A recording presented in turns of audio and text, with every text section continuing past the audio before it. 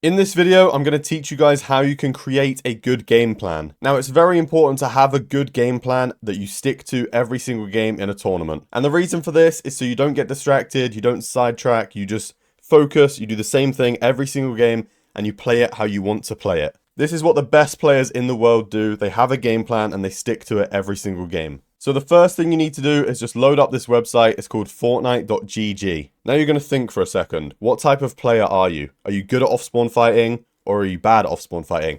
Do you want to land on the edge of the map or maybe somewhere near the middle of the map? These are things you need to consider before you pick your drop spot. If you guys are looking for a drop spot, I've made a couple of videos about solo drops, so go check those out if you don't have a drop spot yet. But let's say you're bad at off-spawn fighting and you also want to land on the edge of the map. We're going to be looking at places that aren't POIs, maybe like this dock right here. There'll probably be maybe one person who can test you every game. Maybe you'd want to land up here or like somewhere around here, you know?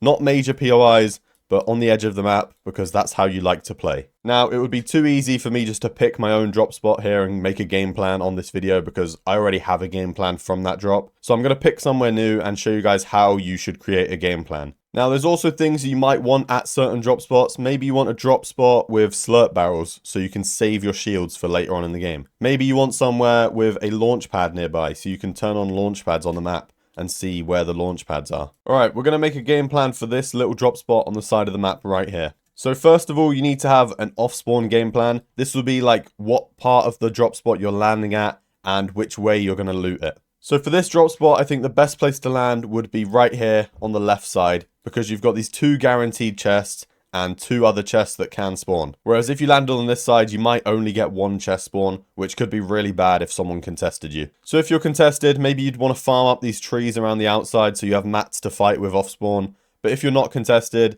then you just loot around like this, you know, get all the loot, get all the chests, and then farm the metal if you want to do that. There's like metal around this area. Maybe that's part of your game plan. You farm the metal, you get like cap wood, cap metal, and then you decide to rotate out the drop spot. Now, depending on where zone pulls, that's going to change which way you rotate. But maybe you want to get some extra loot, so you'd come down here, you'd go up there, you'd get like 2 more chests, you can break the barrels for some more metal if you need it. And maybe you want to include some fishing in this game plan, so you'd turn on fishing rods here. You can see that fishing rods spawn over at this lake every single game, which is quite close to the drop spot. They also spawn down here, so you can pick and choose. Maybe if zone pulls to the north side, you'll go to this lake. And if zone pulls to the south, you go to this lake. So now we've got our drop spot, we've got some fishing in the mid game. If we're in a high elo lobby, maybe a finals lobby in solos, you will need some storm surge. So how do you position well for storm surge? You're going to want to be high up and in an area where lots of people are going to be around you. This place over here is high up, but it's no good because there's no one around you. So we're looking in this area. You don't really want to look in the forest because the trees are just going to be in the way the whole time. So let's say you went to this lake for fishing. Then after that, you could rotate up to here. Position yourself on this hill and look for surge around you. Maybe there'll be people coming out of the forest. Maybe there'll be people coming down towards you from Lost Lake. But you'll have line of sight on this whole area over here where you can look for surge. And what if zone was pulling really far from you? Let's say the zone was going like over here. You can't just sit here for storm surge, can you? You'd have to rotate into this next zone. So then you would have a different position you'd go to for storm surge. Maybe it would be like this mountain over here.